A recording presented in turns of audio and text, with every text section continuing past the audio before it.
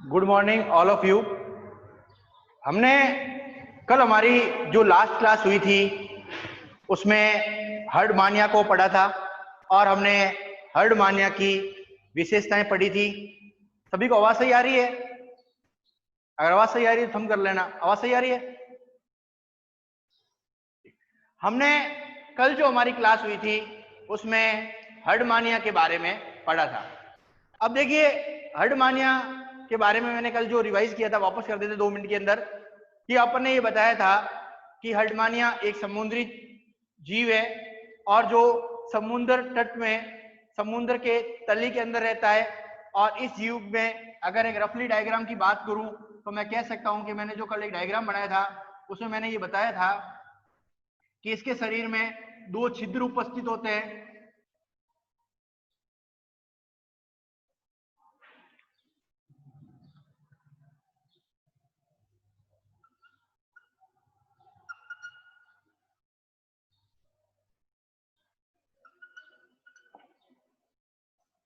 एक छिद्र एट्रियल एपर्टियोर कहलाता है, एक छिद्र जो है ब्रैंकियल, और दूसरा जो होता है वो एट्रियल छिद्र कहलाता है। ब्रैंकियल मुख का कार्य करता है और एट्रियल क्या करता है? गुदा का कार्य करता है। अब हमारा जो आज का टॉपिक है वो है जनन। जनन या रिप्रोडक्शन क्या है? देखिए, कल की जो लास्ट टॉपिक में हुई चर्चा उसमें हमने ये बताया था कि हर्डमानिया एक उभयलिंगी प्राणी है। अब देखिए, इसमें हर्डमानिया क्या है? एक उभयलिंगी प्राणी है, लेकिन इसमें जो जननांग होते हैं वो एक लेफ्ट साइड और एक राइट साइड, अर्थात इनमें एक जननांग दाईं ओर एक जननांग बाईं ओर स्थित होता है। अब बायां और दायां जननांग में से जो बायां जननांग होता है वो आंत्र की कुंडलियां, अर्थात आंत्र है उसकी जो कुंडली नुमा संरचना होती है उसके मध्य स्थित होता है, जबकि जो दाया जननांग होता है वो हृदय के पृष्ठ भाग में, हृदय के हर्ड के पृष्ठ भाग में स्थित होता है। और दोनों जननांग, जो दोनों जननांग है लेफ्ट एंड राइट, दायां और बायां, ये दोनों पावार में, पावार जिसको मैंने कल कहा था मेंटल, पावर या मेंटल में क्या है? दसे रहते हैं, अर्थात उसमें ये फिक्स रहते हैं। और इनके जो जननांग होते हैं वो 10 से 25 पालियों से मिलकर, अर्थात 10 से 25 लोब या पालियों से मिलकर बने होते हैं। और सबसे अंतिम जो पाली होती है वो अयुग्मित होती है, अर्थात इनके स्टार्टिंग जो पेयर होते हैं वो तो जोड़ों के रूप में होते हैं, जबकि अंतिम जो पाली होती है वो अयुग्मित सिर्फ एक होती है। कल हमने इसका नामांकित चित्र बनाया था, अपन अब वापस उस डायग्राम को बना लेते हैं।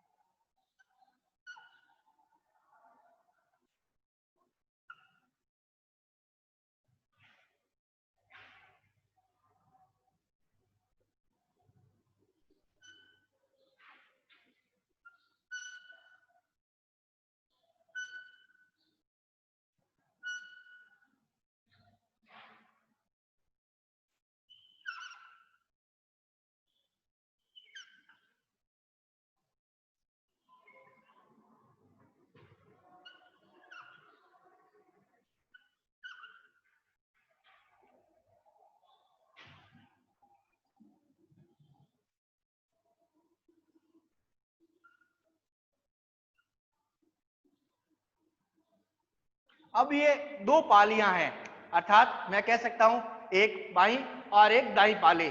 अब देखिए, सबसे बड़ी विशेषता क्या है कि इनमें से जितनी भी पालियां हैं, ये मैंने 5 बनाई है, इनकी संख्या इसमें 10 से 25 होती है।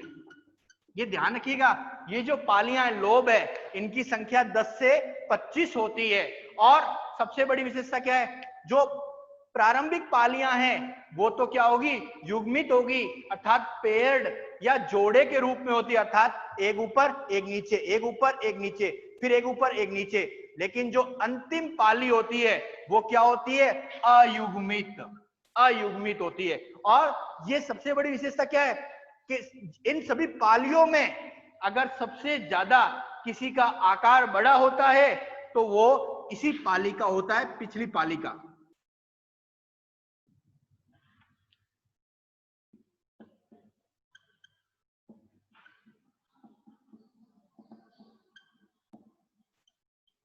इसीलिए इसको लार्जेस्ट अनपेयर्ड लोब कहते हैं। अब सबसे बड़ी क्या, ये तो है पेयर्ड लोब, अगर मैं इसको बताना चाहूं तो मैं कह सकता हूं ये क्या है, पेयर्ड लोब, अर्थात ये सभी पेयर जोड़े के रूप में है। और सबसे जो लास्ट है वो क्या है, लार्जेस्ट, सबसे बड़ी, और अनपेयर्ड अर्थात सिंगल है।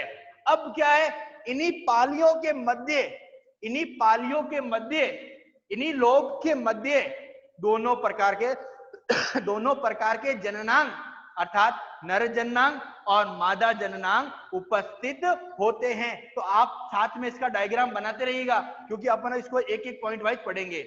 और अब ये जो पॉइंट है इसमें क्या था, अभी मैंने सिर्फ क्या क्या बनाया, मैंने अभी सिर्फ लोब बनाए हैं। स्टार्टिंग लोब है वो कौन से हैं, पेयर्ड लोब। लास्ट जो लोब है वो क्या है, लार्जेस्ट अनपेयर्ड लोब, और इसको मैं कह सकता हूं अनपेयर्ड, ठीक है। और ये जो पोर्शन होता है ये कहलाता है ओविडकल एपर्ट्योर।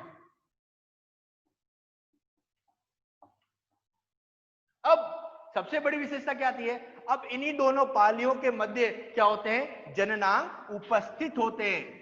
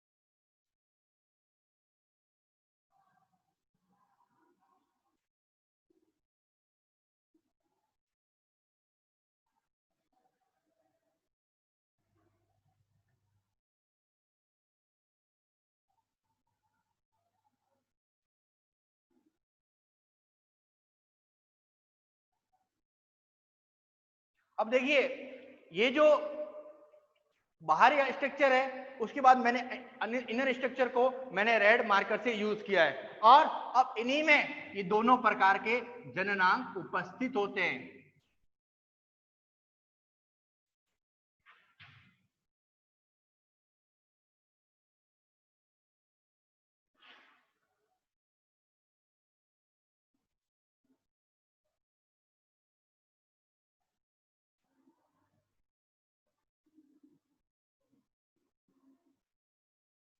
अब इन दोनों ही जननांगों में, इन दोनों ही स्ट्रक्चर में ऊपर और नीचे दोनों प्रकार के जननांग उपस्थित होते हैं। अब इस जो बॉक्स है इसमें जो बाहरी पोर्शन होगा वो कहलाएगा टेस्टिकुलर जॉन, जिसको हम कह सकते हैं विर्सन भाग अर्थात नर जननांग कह सकते हैं। और इसके अंदर की ओर जो पोर्शन है वो कौन सा है, वो है ओवेरियन जॉन, और हम इसको कह सकते हैं अंडाशयी भाग अर्थात अंडाशयी पोर्शन। अब जो इसका बाहर वाला पोर्शन है वो कौन सा है, टेस्टिकुलर, अर्थात ये जो मैंने लोब बनाए इस लोब के लाल स्ट्रक्चर के जो ऊपर वाला पोर्शन जो ब्लैक के अंदर है वो कौन सा है, टेस्टिकुलर। और जबकि जो ये सेकंड पोर्शन है इसको मैं क्या बता रहा हूं, ओवेरियन जॉन। और ये आगे चल के यहां है वो है ओविडक्ट। ओविडक्ट, और इसके भीतर की ओर क्या है, वेस्ट डिफरेंस।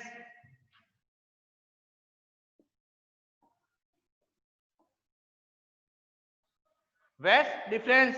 और सबसे बड़ी विशेषता क्या है कि इसमें, इस जंतु के अंदर अगर मैं सिंपल सी बात करूं तो दोनों ही जननांग, अब दोनों ही जननांग उपस्थित है। अपन इस डायग्राम से समझ रहे हैं, लेकिन जब 3D डायग्राम की बात करते हैं तो ऊपर की ओर तो क्या होता है, अंडाशय पोर्शन होता है, और जस्ट उसके नीचे की ओर क्या होता है, विर्सन पोर्शन होता है। अर्थात अंडाशय और विर्षय पोर्शन दोनों एक दूसरे के ऊपर स्थित होते हैं और एक साथ आगे की ओर चलते हैं। अब चूंकि डायग्राम में तो हम एक साथ जा रहे हैं, लेकिन अगर रियलिटी में कहें तो दोनों जो होते हैं वो एक दूसरे के ऊपर स्थित होते हैं, और एक दूसरे के ऊपर स्थित होते हुए वो आगे की ओर चलते हैं। अब देखिए, प्रत्येक अंडाशय भाग से एक छोटी अंडवाहिनी निकलती है। ध्यान रखना, प्रत्येक अंडाशय ओवेरियन पोर्शन से एक छोटी अंडवाहिनी निकलती है। ये अंडवाहिनी, यहां डायग्राम से ध्यान रखना, ये क्या है, छोटी अंडवाहिनी है। अब ये जो छोटी अंडवाहिनी है ये कहां जाएगी, ये केंद्रीय अंडवाहिनी, अर्थात छोटी जो अंडवाहिनी है ये आगे जाकर केंद्रीय अंडवाहिनी में खुलती है। अर्थात कहने का मतलब क्या है कि प्रत्येक अंडाशय भाग में प्रजनन काल में क्या निर्माण होगा, अंडाणु का। ये अंडाणु जो बने हैं ये क्या होंगे, ये छोटी अंडवाहिनी से होते हुए केंद्रीय अंडवाहिनी में जाएंगे, और केंद्रीय अंडवाहिनी जो बिल्कुल बीच में स्थित है ये कहां जाएगी, ये आगे एट्रियल क्षेत्र में जाके खुलती है। और एट्रियल क्षेत्र जो लास्ट में होगा वहां क्या होगी, ये अंडाणु पहुंच जाएंगे। अब आता है, ये तो अपन ने पढ़ा अंडाणु पोर्शन का। अब इसके बाद अपन पढ़ते हैं विर्सन या टेस्टिस पोर्शन का। अब प्रत्येक विर्सन पोर्शन से एक छोटी शुक्राणु वाहिनी निकलती है, एक छोटी, इसी के जस्ट नीचे की ओर प्रत्येक विर्सन पोर्शन से एक छोटी शुक्र वाहिनी निकलती है, शुक्राणु वाहिनी निकलती है, शुक्राणु वाहिनी निकलती है जो आगे जाके शुक्र वाहिका में खुलती है। और शुक्र जो वाहिका होती है वो जस्ट अंड जो वाहिनी होते हैं उसके नीचे होती हुई लास्ट में एट्रियल जो क्षेत्र है वहां जाकर खुलती है। अब सबसे बड़ी विशेषता क्या होती है, शुक्राणु और अंडाणु जब बन जाते हैं तो दोनों ही यहां स्थित एट्रियल क्षेत्र में पहुंच जाते हैं, एट्रियल क्षेत्र में पहुंच जाते हैं। अब होगा क्या, क्योंकि हमने कल पढ़ा था कि जो हार्डमानिया होता है उसे हम समुद्री पिचकारी भी कहते हैं। कैसे बताया था कि ब्रेंकियल छिद्र द्वारा पानी आएगा और एट्रियल छिद्र द्वारा बाहर निकल जाएगा। अब क्योंकि ये शुक्राणु और अंडाणु दोनों ही एट्रियल क्षेत्र में उपस्थित है, तो जैसे ही प्रजनन का समय आएगा, जैसे ही शुक्राणु अंडाणु पहुंचे हैं, ये दोनों शुक्राणु अंडाणु जल धारा के साथ अलग अलग शरीर से बाहर त्याग दिए जाते हैं। अर्थात शुक्राणु और अंडाणु का शरीर से बाहर जो त्यागने का जो तरीका है वो किसकी सहायता से हो रहा है, वो जल की सहायता से हो रहा है, और जल की सहायता से ये बाहर निकल जाते हैं। और शुक्राणु और अंडाणु का मिलन है वो कहां हो रहा है, वो शरीर से बाहर हो रहा है, इसीलिए इसमें बाह्य निषेचन पाया जाता है। अब एक छोटा प्रश्न आता है कि शुक्राणु और अंडाणु का मिलन शरीर के अंदर क्यों नहीं हो पाता। एक प्रश्न है कि चूंकि दोनों जननांग उपस्थित है, शुक्राणु और नर और मादा जननांग, विर्सन और अंडाशय, फिर शुक्राणु और अंडाणु का मिलन शरीर के अंदर क्यों नहीं हो पा रहा है। तो इसका जो सबसे बड़ा रीजन है वो है जायांग पूर्विता। कल हमने इस जायांग पूर्विता को पढ़ा था। जायांग पूर्विता का क्या मतलब था कि मादा जननांग तो जन्म के कुछ समय बाद ही परिपक्व हो जाते हैं, लेकिन नर जननांग वयस्क होने पर परिपक्व होते हैं। इसीलिए इस जायांग पूर्विता के कारण ही आंतरिक निषेचन इनमें संभव नहीं हो पाता है। तो अब अपन वापस पॉइंट सारे पॉइंट वाइज पढ़ते हैं कि पहला पॉइंट, हार्डमानिया एक उभयलिंगी प्राणी है। अब उभयलिंगी का क्यों है, क्योंकि इसमें नर और मादा दोनों जननांग जीव में उपस्थित है। सेकंड, इसमें इनका जो शरीर होता है, जो इनके शरीर होते हैं उनमें दो जननांग, एक बाईं और एक दाईं ओर उपस्थित होता है, अर्थात लेफ्ट, राइट एंड लेफ्ट। अब बाईं और दाईं ओर उपस्थित होता है। अब बायां जननांग होगा वो आंत्र की कुंडलियों के मध्य, जबकि दायां जननांग है वो हृदय के पृष्ठ भाग में स्थित होता है। अब दोनों ही जननांग पावर या मेंटल जो होता है उसमें क्या होते हैं, धसे रहते हैं। और हमने पता है कि पावर या मेंटल है वो एक दोहरा आवरण होता है, क्योंकि पावर के बाहर की ओर तो टेस्ट होता है अर्थात चोल, और भीतर की ओर शरीर के विभिन्न अंग होते हैं। उसके बाद हम ये कि इनका जो जननांग होते हैं वो 10 से 25 कुंड विभिन्न युग्मित संरचनाओं के रूप में उपस्थित होते हैं, अर्थात जिनको मैंने 5 बनाया है ये 10 से 25 इनकी संख्या होती है। और इनकी जो आकार होता है वो लगभग, इनका जो आकार होता है वो लगभग 3 से 4 सेंटीमीटर होता है। अर्थात इस पूरे डायग्राम को जो अगर कहूं कि अगर हार्डमानिया का जो पूरा जननांग होता है इसका जो लेंथ होती है वो 3 से 4 सेंटीमीटर और चौड़ाई क्या होती है 1 सेंटीमीटर होती है। अब इसमें जो पेयर है, जो प्रारंभिक जननांग है वो तो क्या है, पेयर के रूप में अर्थात जोड़े के रूप में उपस्थित है। लेकिन अंतिम जननांग जो होता है, अंतिम जननांग है वो अनपेयर के रूप में अर्थात सबसे बड़ा भी होता है और अयुग्मित अनपेयर के रूप में होता है। इसके बाद नेक्स्ट पोर्शन जो आ रहा है वो आता है कि हर्डमानिया में जायांग पूर्विता पाई जाती है, अर्थात जन्म के कुछ समय बाद ही मादा जननांग वयस्क हो जाता है। और मादा जननांग जब वयस्क होगा, लेकिन नर जननांग वयस्क अभी नहीं हो, नर जननांग अभी परिपक्व नहीं हुआ।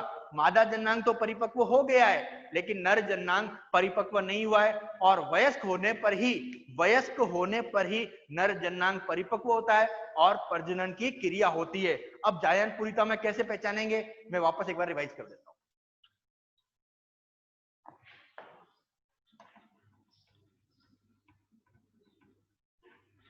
अब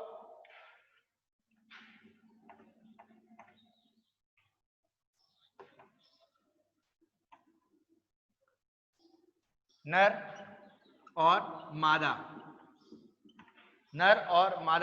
या आप इधर लिख सकते हैं अवयस्क और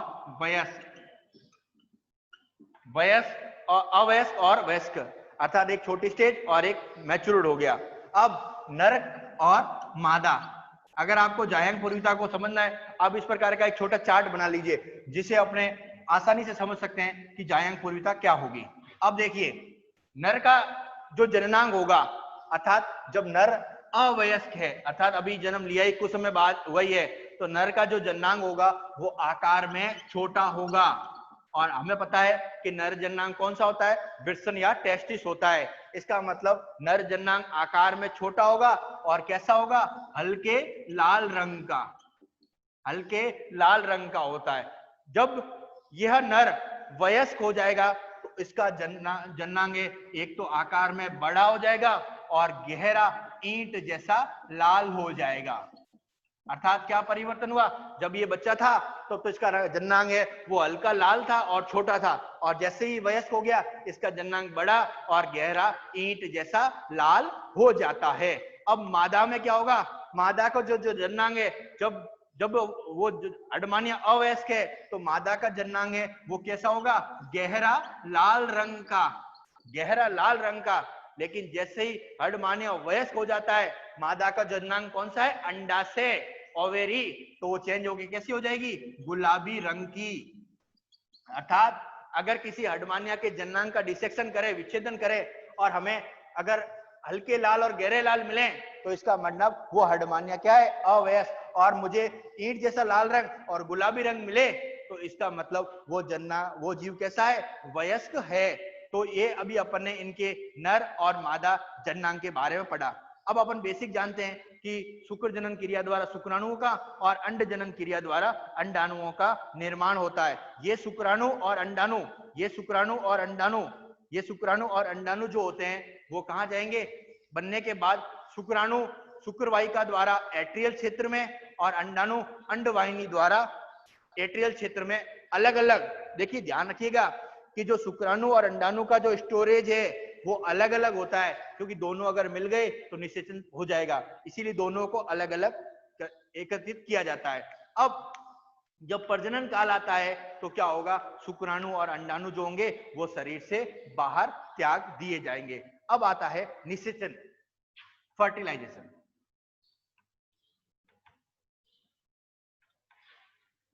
देखिए निषेचन, अब निषेचन का मतलब हम जानते हैं कि शुक्राणु और अंडाणु का मिलन, शुक्राणु और अंडाणु का जो मिलन होता है वो क्या कहलाता है, निषेचन। अर्थात शुक्राणु और अंडाणु दोनों आपस में मिल जाते हैं और इस जैसे शुक्राणु अंडाणु के अंदर प्रवेश करता है, इसके चारों ओर एक जीवधर्मी झिल्ली का क्या होता है, निर्माण हो जाता है। अर्थात इस अंडाणु के चारों ओर एक जीवधर्मी झिल्ली का, स्वच्छ जीव झिल्ली का निर्माण हो जाता है। यह झिल्ली आगे चल के एक्टोडर्म परत का, यह झिल्ली आगे चल के एक्टोडर्म परत का क्या करती है, निर्माण करती है। और इसके साथ ही इसमें दूसर एक पीतक युक्त पोर्शन होता है जो आगे चल के किसका निर्माण करता है, एंडोड्रम का निर्माण करता है। और सबसे बड़ी क्या विशेषता है, इसके पश्चात इसमें परिवर्धन की प्रक्रिया प्रारंभ होती है। और हम पढ़ चुके हैं कि सबसे पहला जो इसमें स्टार्ट होगा वो क्या होगा, विदलन, क्लीवेज। अब चूंकि शुक्राणु और अंडाणु का मिलन हो गया तो क्या, कौन सी क्रिया स्टार्ट होगी, विदलन की। और विदलन में हम जानते हैं क्या होता है, शुक्राणु और अंडाणु अर्थात जो एक जाइगोट है, अब इसमें क्या होगा, धीरे धीरे विभाजन होगा। अब विभाजन का डिवाइडेड का मतलब क्या है, एक कोशिका दो कोशिकाओं में विभाजित हो जाएगी। और हम पहले पढ़ चुके हैं विदलन को कि पूर्णभंजी और अंशभंजी, समान और असमान। अगर किसी को रिवाइज करना है तो मैं आपको रिवाइज करा देता हूं।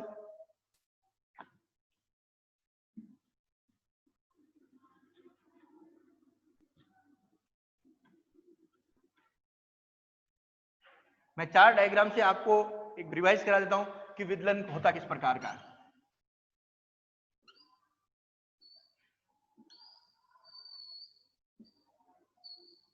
देखिए चार आपको गोले दिखाई दे रहे हैं, अब इसके अंदर पीतक भरा हुआ है। अब देखिए मैं दो टर्म्स यूज कर रहा हूं, समान और असमान। पहली टर्म क्या लिख देता हूं, समान, समान विदलन और असमान। देखिए अगर मैं इस गोले को अगर बीच से काटता हूं, अर्थात बीच में इसके एक लाइन खींचता हूं, तो आप देखेंगे कि दोनों जो एक गोला जब एक कोशिका दो कोशिकाओं में विभाजित होती है तो दोनों कोशिकाओं का आकार बराबर होता है। अर्थात मैं इसके मध्य में जब एक रेखा खींचता हूं तो आप देखिए अब दो कोशिकाएं बराबर भागों में विभाजित हो रही है, तो मैं इसको क्या कहूंगा, समान विदलन। अर्थात दोनों कोशिकाओं का आकार क्या है, एक जैसा है, इसीलिए इसको समान विदलन कह रहे हैं। कभी आपको समझना हो तो आप चार गोले बना के विदलन को आसानी से समझ सकते हैं। अब चूंकि मैंने 20 से काटा तो क्या हो गया, समान। अब मुझे असमान करना है, अगर मैं 20 से ना काट के, अगर ये बीच वाला पोर्शन है उससे ना काट के, उससे अगर थोड़ा उससे पहले या बीच वाले पोर्शन से थोड़ा मैं बाद में काटूं, इस प्रकार देखिए ये मैंने काटा। अब देखिए हुआ क्या, एक कोशिका तो आकार में क्या होगी, छोटी, जबकि एक कोशिका आकार में क्या हो गई, बड़ी। ऐसा जो विदलन होता है उसे असमान कहते हैं, क्योंकि दोनों कोशिकाओं का जो आकार है वो असमान है। एक कोशिका आकार में छोटी है और एक कोशिका आकार में बड़ी है। तो अभी हमने दो टाइप कौन से पढ़े, समान और असमान। अब आता है नेक्स्ट पूर्णभंजी विदलन और अंशभंजी। देखिए अगर मैं इस कोशिका को पूरा काट दूं, पूरा काट दूं, भले समान हो भले असमान हो, कोई भी तरीका हो, अगर इस कोशिका को मैं पूरा काट दूं तो ये क्या कहलाएगा, पूर्णभंजी। और अगर इस कोशिका को मैं सिर्फ आधा ही काट पाऊं, अगर जो विदलन खांच बनती है वो इस कोशिका को अगर आधा ही काट पाए तो इसे अंशभंजी कहते हैं। क्यों, क्योंकि ये आधी तो कोशिका, आधी कोशिका में तो पीतक विभाजित हो गया लेकिन नीचे विभाजित नहीं हुआ, कुछ अंश क्या है, शेष है, इसीलिए इसको क्या कहते हैं, अंशभंजी। अब वापस अपने पॉइंट पे आते हैं कि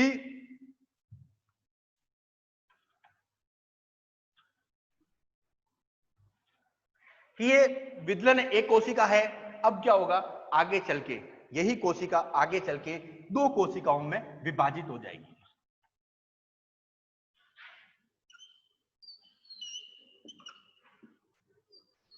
अब ये एक कोशिका है, शुक्राणु अंडा का मिलन हो गया, एक जाइगोट बन गया। अब जब इसमें प्रारंभ विभाजन होंगे तो वो कैसा होगा, समान होगा और पूर्ण बंजी होगा।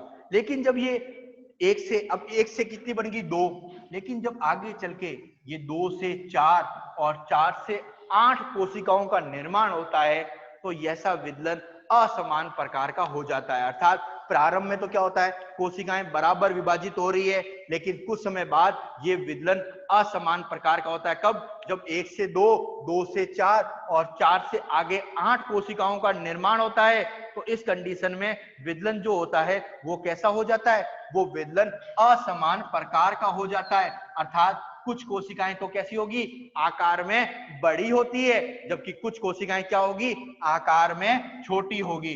इस प्रकार का जो विदलन होगा उसे हम क्या कहेंगे, असमान विदलन। अर्थात अब ये जब 1 से 2 बनी, 2 से 4 बनी तो आप देखिए चारों कोशिकाएं बराबर है, लेकिन जैसे ही 8 कोशिकाएं बनती है ये विदलन असमान हो जाता है। अर्थात पहला ये भी समान है, ये भी समान है, ये असमान, और जब ये आगे चलता रहता है तो निरंतर असमान कोशिकाओं का निर्माण होता है। अर्थात कुछ कोशिकाएं तो क्या होगी, आकार में बड़ी होगी, जबकि कुछ कोशिकाएं कैसी होगी, आकार में छोटी होगी। अर्थात यह विभाजन प्रक्रिया चलती रहती है और जब एक समय इस कोशिका के मध्य एक गुहा का निर्माण हो जाता है जिसे हम सामान्य भाषा में कोरक गुहा कहते हैं।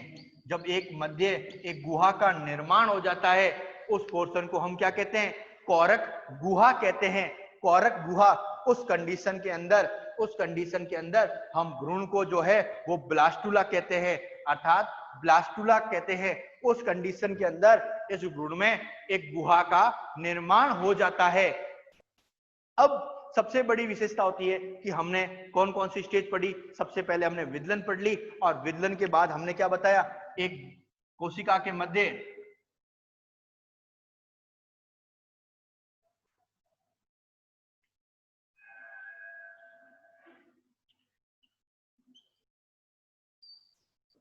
एक गुहा का निर्माण हो रहा है जिसको हम क्या कह रहे हैं, कोरक गुहा। कोरक गुहा जिसे मैं इंग्लिश में कहता हूं ब्लास्टोसील। और ब्लास्टोसील का मतलब क्या है, इस अनियमित कोशिकाओं जब ये विभाजन हो रहा है विदलन तो एक समय ऐसा आता है कि इस कोशिकाओं के मध्य एक गुहा का निर्माण हो जाता है जिसे हम कोरक गुहा कहते हैं, ब्लास्टोसील।